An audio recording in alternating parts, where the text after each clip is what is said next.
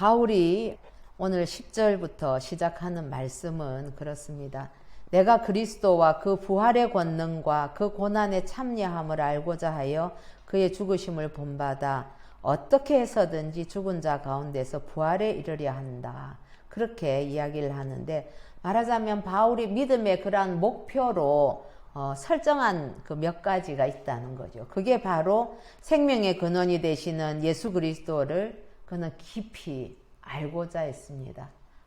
참 그 열망은 너무너무 순전하고 아름답고 고귀한 것 같아요. 그거는 주님을 알아가면 알아갈수록 어쩌면 그 열망이 더 깊어지는지 모르겠습니다. 그리고 그 부활의 권능과 그리스도께서 부활하심으로 하나님께 부여받은 그 부활의 권능에 대해서 알고자 했고, 그리고 또 그 고난의 참여함에 대해서 알고자 했죠. 그래서 그거를 위해서 죽은 자 가운데서 그 주님의 그 죽음을 본받아서 죽은 자 가운데서 부활에 이르고자 하는 그런 간절함이 있는 걸 알게 됩니다. 지난주에 우리가 지금 내가 가지고 있는 의는 그건 하나님께로부터 난 의다라고 그렇게 강조를 하였는데, 사도 바울은 그렇게 그 결국이 무엇인가 하면은 부활에 대한 그 소망들을 아주 깊이 가지고 있었음을 우리가 오늘 말씀들을 통해서 알지요.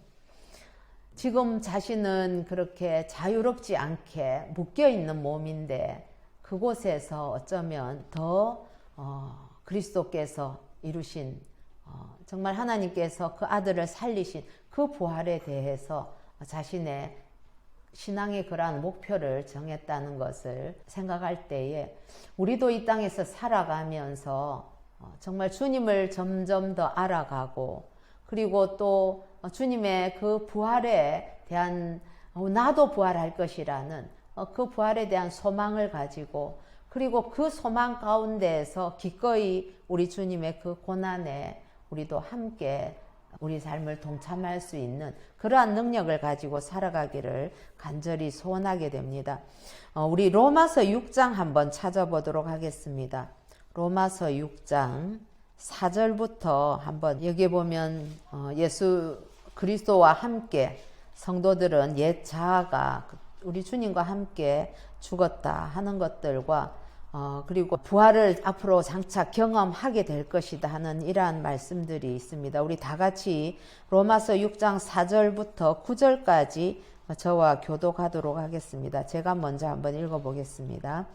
그러므로 우리가 그의 죽으심과 합하여 세례를 받음으로 그와 함께 장사되었나니, 이는 아버지의 영광으로 말미암아 그리스도를 죽은 자 가운데서 살리심과 같이 우리로 또한 새 생명 가운데서 행하게 하려 함이라.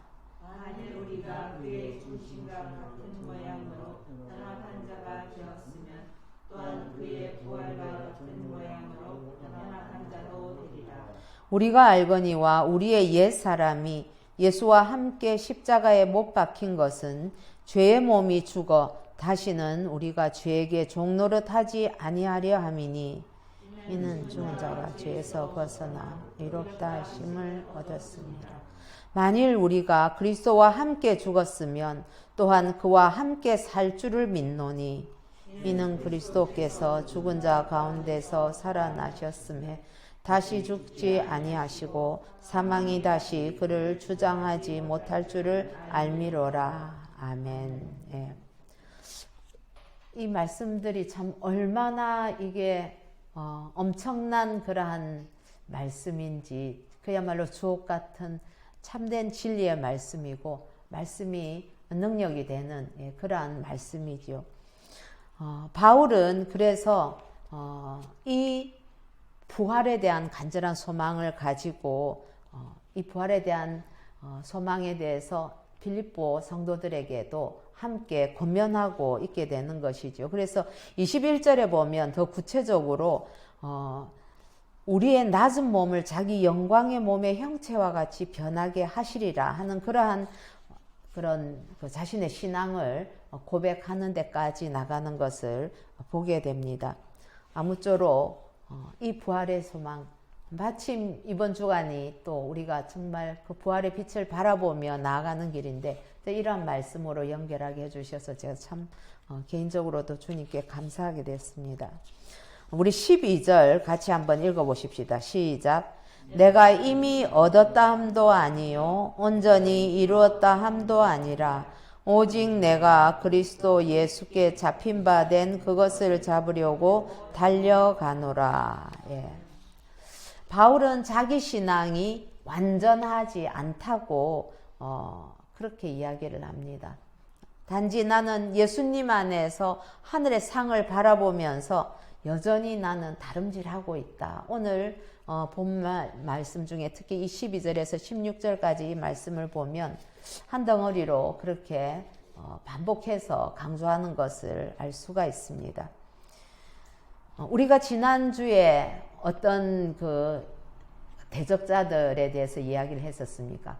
유대주의자들, 율법주의자들에 대해서 이야기를 했었죠. 그들은 십자가만 가지고는 우리가 구원을 이루는 데에 뭔가 좀 부족하다. 율법적으로 잘 지키는 것, 그것도 좋은 것 아니냐. 그러면서 할례를 요구하기도 하고 그랬었습니다. 그러한 이단이 있는가 하면 또 반대로 오늘 바울이 경계하는 자들, 지금 후에 이제 21절까지 그 대적자들에 대한 경계를 이야기를 하고 있는데, 경고를 이야기하는데, 오늘 대상자들은 지난주에 우리가 만났던 그 사람들과는 완전히 대척점에 있는 그러한 사람들이었습니다. 즉, 이 사람들은 반율법주의자들입니다. 그래서 우리 주님께서 이루신 그 구원이 완전하기 때문에, 완전히 이루셨기 때문에 우리는 아무것도 할 것이 없다. 그래서 더 할 것이 없기 때문에 우리는 그 안에서 마음껏 자유롭게 지내도 된다라고 이제 주장을 하는 거죠. 그런데 이 사람들은 그 결과 삶의 모습에서 어떤 것이 나타나는가 하면 방종하고 방탕하게 되고, 그래서 주님을 알기 이전에 그 방탕했던 때로 도리어 거슬러 그 삶이 망가지게 되는 그러한 결과를 갖게 된 것이지요. 이 사람들은 정말 이 구원이라는 것은 하나님께서 예수 그리스도를 통해서 온전히 이미 다 이루신 거기 때문에 이건 따놓은 당상이기 때문에 내가 어떤 죄를 저질러도 내 구원은 보장받을 수 있다. 그러면서 참 인간의 그 본성인 것 같아요. 조금 놓아주면 한없이 그렇게 자신의 유익을 취하게 되고 육신의 안락함을 구하게 되는, 그래서 쾌락주의자들, 이런 사람들이 오늘 경고에 해당되는 그런 사람이기도 합니다. 그런데 여기에서 바울은 그렇게 이미 얻었다 하고 온전히 이루었다라고 말하는 사람들이 바로 이 반율법주의자들인데, 나는 아직까지 그렇게 되지 못했다. 난 완전하지가 않아. 라고 이야기를 하면서 여전히 성도라는 것은, 그리스도인이라는 것은 어떤 완성을 추구해가는, 아직도 길에서 나는 달리고 있는 존재라. 그렇게 이제 이야기를 하고 있는 것이지요. 대적들은 자신들이 온전하다고 생각한 데 비해서 바울은 나는 모든 것이 다 이미 내게 구원은 물론 이루어졌으나 그게 내가 다 얻거나 다 이룬 것은 아니다 라고 이야기를 하는데, 명시적으로 말하진 않았지만 그것이 뭐 영적인 어떤 완전함에 이르렀다든지, 아니면 지식의 완전함에 이르렀다든지, 완전히 부활에 이르렀다든지, 아니면 내가 온전히 의에 이르게 되었다든지, 그런 거는 아니다라고 말할 수 있는 것이지요. 그러면서 바울은 자신은 그냥 쫓아가는, 달려가는 존재에 불과하다. 그리고 그 쫓아가는 목적은 12절에 보면 그리스도께 잡힌 바 된 것을 잡기 위해서 그렇게 달려가고 있다. 그런 표현을 합니다. 이 글을 쓸 때 참 그 언어의 유희 이런 것들도 많이 보게 되는데, 여기에서도 잡힌 바 된 그것을 잡는다, 이런 표현을 쓰고 있지요. 이거는 예수 그리스도께서 먼저 사도 바울을 선택을 하시고 붙드셨기 때문에 자신이 그 부활을 향해서 쫓아간다 하는 그런 은혜의 고백이라고도 할 수 있겠습니다.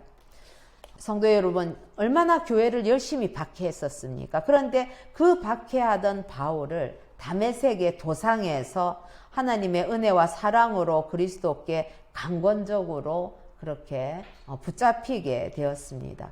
그래서 그리스도께 붙잡힌 바가 되었다고 얘기를 하는 거죠. 그러니까 바울은 우리 주님의 그 은혜와 사랑을 다시 또 붙잡으려고 계속해서 달려가고 있다. 그런 표현이 되지 않겠습니까? 여러분들은 우리 주님께 언제 어떻게 붙잡힌 바가 되셨습니까? 저는 초등학교 3학년 때부터 6학년 때까지 참 열심히 교회를 다녔습니다. 그래서 한 4년 정도, 3년 반 열심히 교회를 다녔는데 그냥 교회가 너무 좋았습니다. 교회가 너무너무 가고 싶고, 가서 예배 드리는 것이 즐겁고, 또 동생들 데리고 막 가는 것도 즐겁고, 너무 행복했지요. 그런데도 아무리 어린 아이라 하더라도 그 마음속에 교만함이 들어오게 되면, 제가 이제 청소년기가 되면서 자의식이 좀 강해지고 이러니까 제 마음속에 어떤 그 교만함이 들어오게 되니까 결국 주님을 멀리하게 되더라고요. 그렇게 청소년기와 청년기를 통해서 제가 한 10년을 주님을 떠나서 제 뜻대로 그렇게 살다가 때렸습니다. 저는 붙잡는다 하는 이것에 대해서 늘 성경 공부를 가르칠 때도 그렇게 표현을 합니다. 우리가 애들 키우다 보면 애들을 데리고 어디 외출할 때는 손을 안 붙잡습니다. 저는 항상 손목을 딱 붙잡거든요.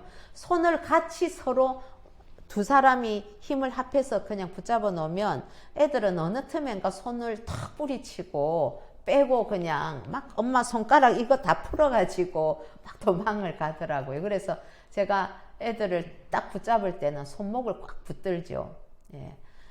정말 우리 주님께서 우리를 붙드실 때 그렇게 붙드시는 것 같아요. 그래서 때로는 내가 힘이 없어서 주님의 손을 스르르 놓아버릴 때도 여전히 주님은 저를 꽉 붙들고 있는 그러한 관계가 되는 것 아니겠습니까? 12절에서 보면은 그래서 이렇게 이야기를 하고 있습니다. 내가 이루었다 하는 것도 아니지만 내가 잡힌 바 된 그것을 잡으려고 한다. 그러면서 13절에도 형제들아 나는 내가 아직 잡은 줄로 여기지 않고 오직 한 일, 즉 뒤에 있는 것은 다 잊어버리고 앞에 있는 것을 잡으려고 표대를 향해서 그리스도 안에서 하나님이 위해서 부르신 부름의 상을 위해서 달려간다. 이렇게 표현을 합니다. 12절은 그런 의미에서 바울이 구원에 대한 어떤 확신과 그리고 그 구원받은 성도, 신자들의 책임이 어떠한 것인가, 그게 어떤 형식으로 협력을 해야 되는가 하는 영적인 어떤 역학 구도를 표현하고 있다고 할 수가 있겠습니다. 구원은 전적으로 하나님의 주권이고 은혜입니다. 여기에는 뭐 어떤 이견도 있을 수가 없지요. 그러나 구원받은 자로서 우리가 성화의 길을 걸어가는 동안에는 우리의 의지적인 노력이 필수적이다 하는 것을 알 수가 있습니다. 그래서 바울은 그 걸어가는 길을 자신이 다메섹 도상에서 주님을 만난 것처럼 또 자기가 앞으로 가는 것도 길을 달려가는 것으로 표현을 하고 있는 것이지요. 바울은 심지어는 고린도전서 9장 27절 같은 데 보면은 자기 몸을 쳐서 복종한다는 그런 이미지까지 표현을 하기도 합니다. 내가 내 몸을 쳐서 복종하게 하면 내가 남에게 전파한 후에 자신이 도리어 버림을 당할까 두려워함이로다. 하나님의 예정 안에서 분명히 지금의 자신이 되어 있지만 그러나 내가 구원받은 자의 삶에 합당치 아니하다면 그러면 그 이후에 난 또 어떻게 되었을까 하는 그러한 그 두려움이라고나 할까요? 이런 것들을 이야기를 하고 있는 것이지요. 왜 그런데 하나님의 구원, 예수 그리스도가 이루신 그 구원은 온전하지만 그러나 우리가 아직도 완전한 구원에 이르지는 않았지 않습니까? 그래서 우리가 already not yet이라고 내가 이미 구원받았으나 아직 완전히 이루지 않았다 하는 그런 표현을 하는 것과 같이 오늘 이 말씀에서도 하는 것이 너희들이 그렇게 마음대로 방탕히 사는 것 그게 옳지 않다는 것이지요.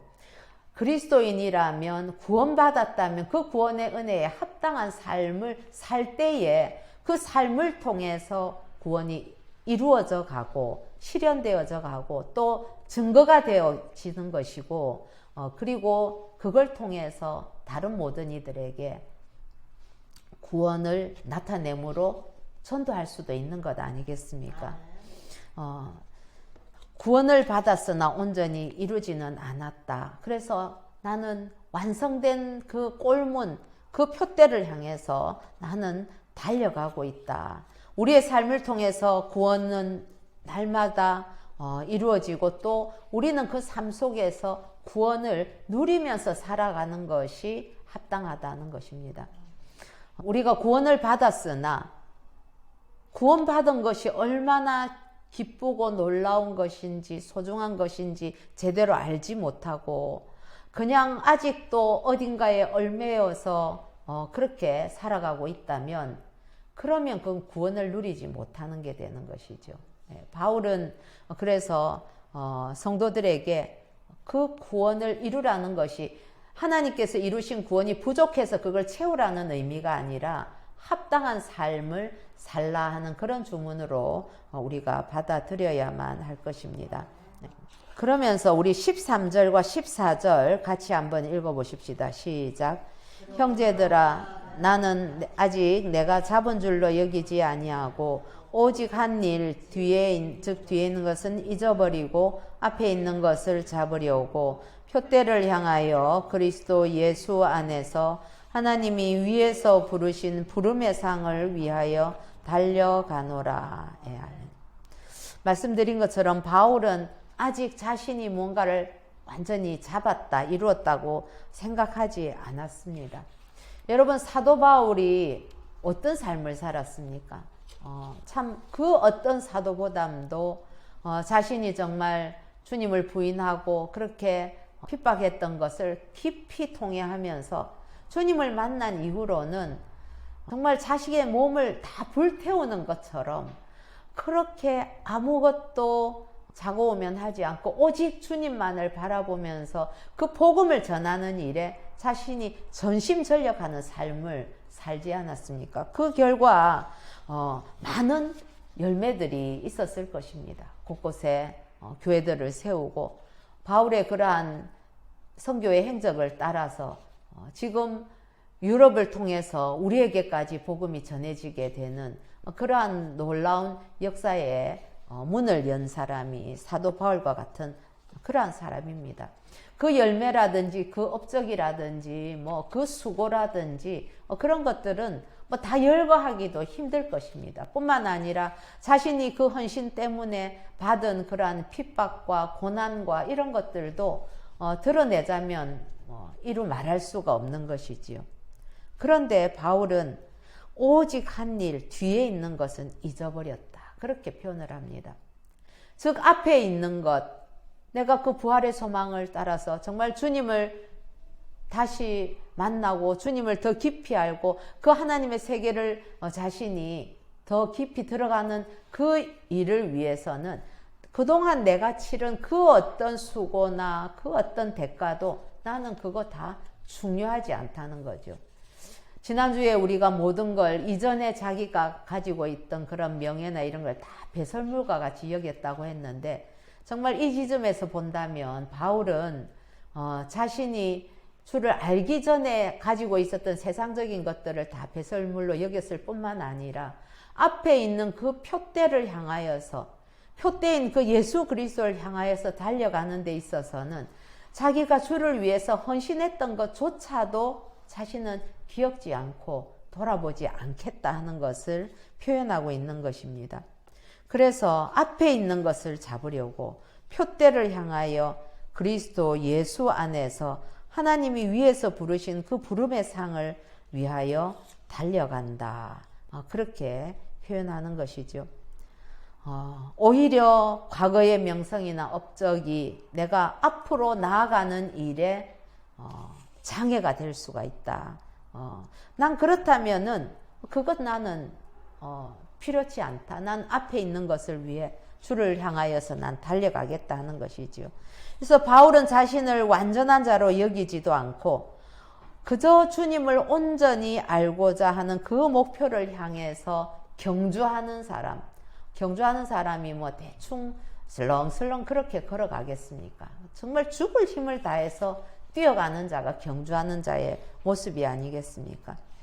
이런 바울의 고백을 통해서 우리도 성도라는 것은 이미 신앙을 완전함을 얻은 자가 성도가 아니라 계속해서 목표를 향해서 달려가는 자가 성도이다 하는 것을 다시 한번 가슴에 새기는 저와 여러분 되기를 소원합니다. 예. 그래서 우리가 이 목표를 이루기 위해서는 우리가 했던 업적이 있다면 그 업적, 혹은 때로는 많은 실패들도 있었겠죠. 그러나 그 실패들도 그냥 뒤에 있는 것 다 남겨두고, 그리고 우리의 어떤 습관들 이런 것들이 행여라도 내가 앞으로 달려가는 그 경주에 방해는 되지 않는지 우리 자신을 살펴보는 기회가 됐으면 좋겠습니다. 그래서 인생의 그 경주가 끝났을 때에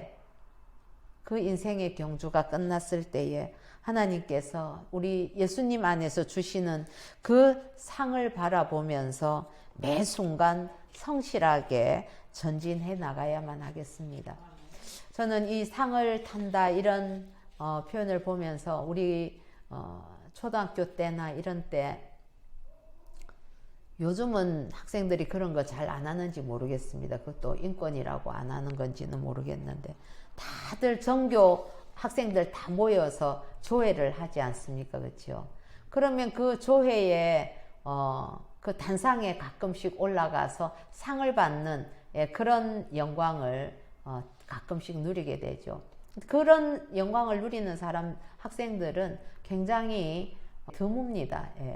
그런데 주님께서 우리를 부르신 그 부름의 상, 이건 어떤 의미에서는 좀 종말론적인 그런 그 의미를 가지고 있는 내용인데, 주님께서 우리를 기다리시면서 그렇게 우리를 불러서 상을 주시려고 할 때에 그것을 받아 누리는 우리의 모습은 얼마나 영광스러울까요?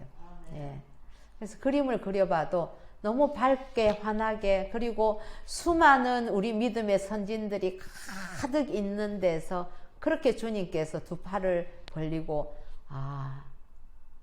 네가 참 열심히 달려왔구나 하고 안아주신다면, 그래서 그 품에 안길 수 있다면 참 그보다 더 기쁘고 행복한 일이 어디 있을까.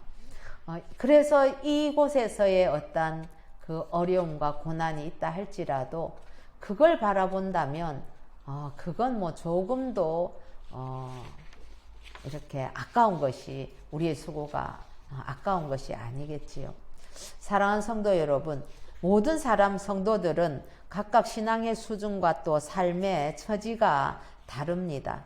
그러나 우리가 공통적으로 해야 된다는 것은 그 온전함을 위해서 우리가 끊임없이 달려가는 그것만큼은 우리가 해야 된다는 것이지요.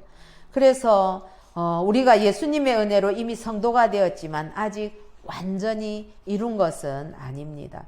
그러나 성도는 경주를 하는데 요즘 스포츠 해설가들이 빛나고 있지만, 해설가를 아무리 해설이 잘한다고 해도 우리는 해설가가 아니라는 거죠. 우리는 그 신앙의 성숙을 향해서, 주를 향해서 달려가는 그러한 선수입니다.